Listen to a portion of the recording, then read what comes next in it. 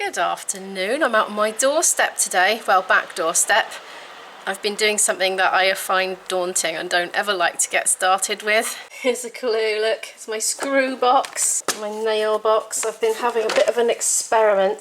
So as you can see, I've managed to attach this old bracket that I brought with me from the old place to this fence post here. It's a bit rotten, this fence, to be honest, but it's intact enough, I think, to support the weight of this. And guess what's going on it? Izzy's bird feeder is going on it. I'm putting her in charge of feeding birds.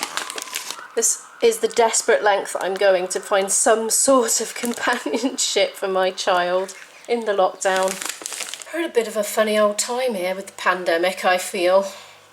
Not that any of it's not been strange, but I don't know. The Black Lives Matter movement came out of the blue for me. I had no idea how bad things were for black people or ethnic minorities. Absolutely no idea that that level of prejudice existed within institutions or individuals. I mean, you know, I go on YouTube and I do see hateful comments sometimes under news videos, and I've had a few replies to comments that I've put, just really hateful things about black people, which takes the wind right out of my sails when it happens. But I didn't realise quite how wide scale it was, so that's been really shocking. I know I haven't really talked about it on the channel. The reason I haven't talked about it on the channel is because I'm uncomfortable with the marches purely because of the lockdown and because I suspect it's going to massively increase the numbers of infections again. So I definitely do support the Black Lives Matter ideology for sure, and I had no idea it was as bad as it was, that it was still as horrendous. I mean, to me, everybody's a potential buddy, you know, everybody's somebody that could potentially be your best friend, that you could potentially love, work with, be in a team with, and the background or ethnicity is completely irrelevant.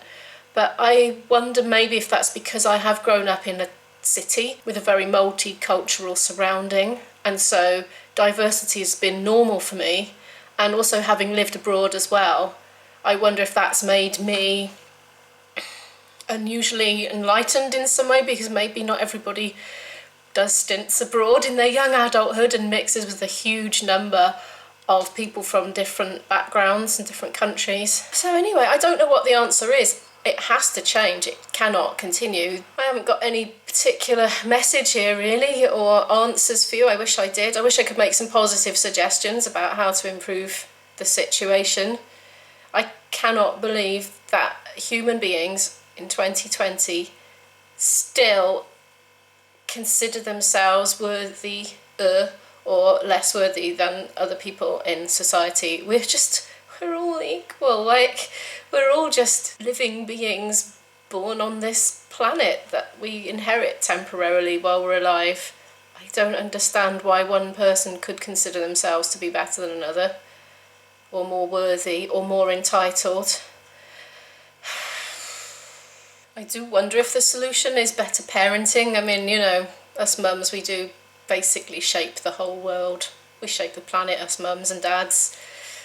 The ones that care and are invested enough in the future of civilization to put the input in to try and produce good, morally sound humans. I think analysing it from a totally non-professional perspective, it seems that racism is born from low self-esteem from the people that are being racist.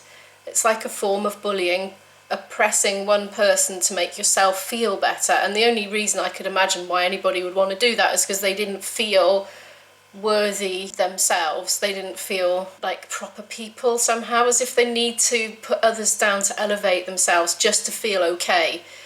So maybe it's to do with mental health partly. I'm sure it's a very, very, very complex issue with many, many factors. Well, I don't know where I'm going with this. One thing I was going to say is money talks, and maybe it might be a thing for people to identify racist companies and boycott them via online sales or something like that. just the whole collecting together in thousands thing is, oh, it's making me so uncomfortable, and I can't see the end to the pandemic. While that's happening. Right, I'm going to attempt to clip this onto the end of my hose pipe, and I'm just really hoping it's just going to slot into place and be easy. I'm not very experienced. Right, let's have a look, shall we? That looks like that. No. Right, well, I've got more connectors. I'll be back. Maybe I need to take this off. Right, so that looks like that. It's got a screwy thingy on. Oh, I don't know. Help. I'm just going to experiment a bit. Oh, it's all a new adventure, isn't it? Ugh.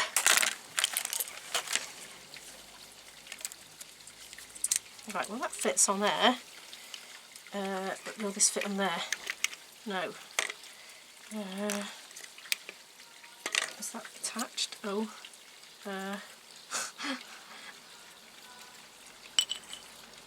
No. Imagine it being very thick. Oh, I don't know what to do. Okay, sometime later, I am completely confused.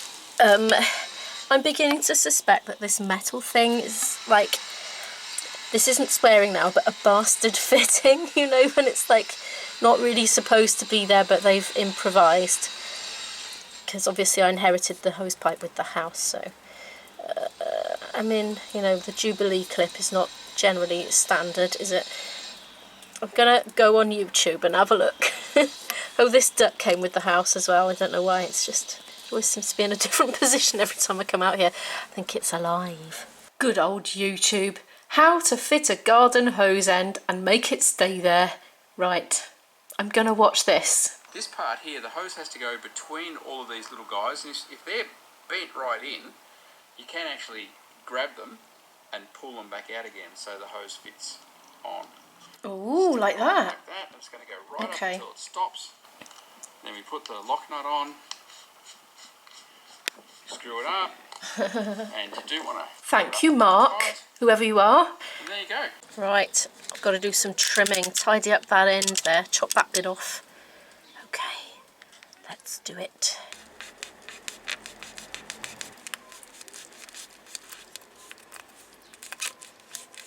I wonder what that is on there for. Oh, there goes a load of water. Hopefully it's not going to come seeping in my direction and make my legs all wet.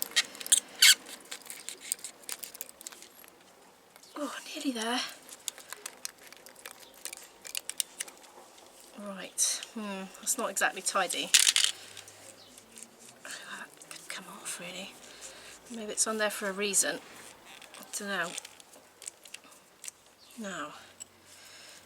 Something like that, I think. No? Oh no. I hope I didn't make it worse. Is it this?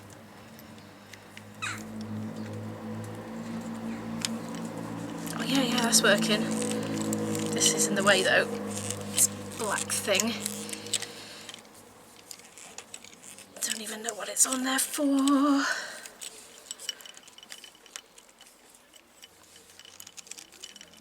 I hope Isabel appreciates this because it's all for her. I'm doing this. Right, I think that's on.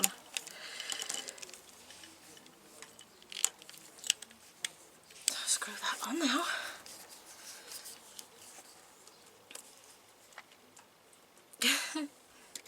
Oh, that still doesn't fit.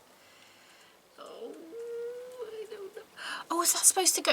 I've done the wrong one. Okay. Or have I? I don't know. Ouch.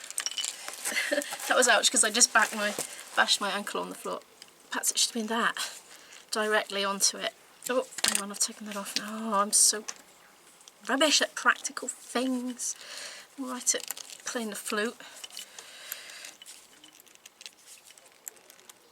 I think that's one enough.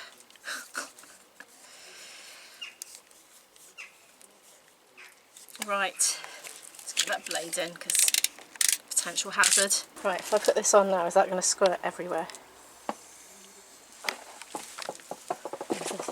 Opposite. Oh. Oh! It's working! Yay! Oh, I won't do any more. I'll save that pleasure for Izzy. Yay! Turn that off. Oh, I'm feeling really pleased with myself now. I know it was only a small thing, but that's the kind of thing that's kind of outside the sphere of the normal sorts of things that I do in life, so I feel like I've had a new experience. Yes, we're a bit void of those at the moment, aren't we? Every day's the same, almost.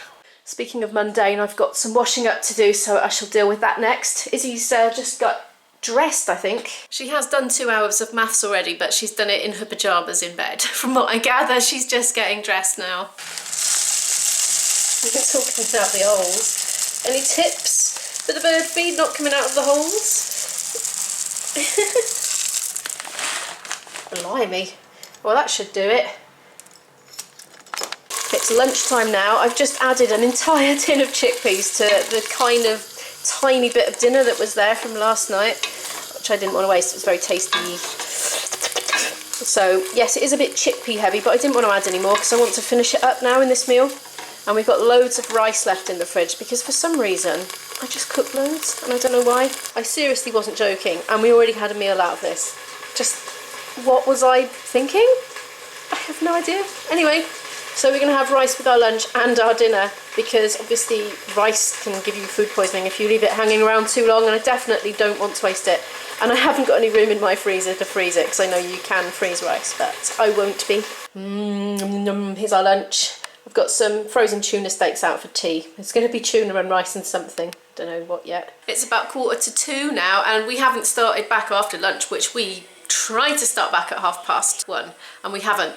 But we've got a cunning plan. Izzy is still eating her rice, and instead of moving on to biology, we're going to start history, in which I'm just going to read to her so she doesn't need to use her hands. So she's going to listen as I read, and then when she's finished her lunch, she's going to go back to biology. But we'll take that amount of time that we spent then off this afternoon's history session, if you know what I mean.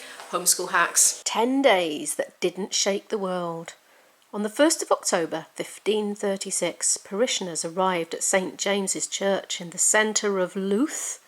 I don't know how to pronounce that word. L-O-U-T-H. Louth, Louth.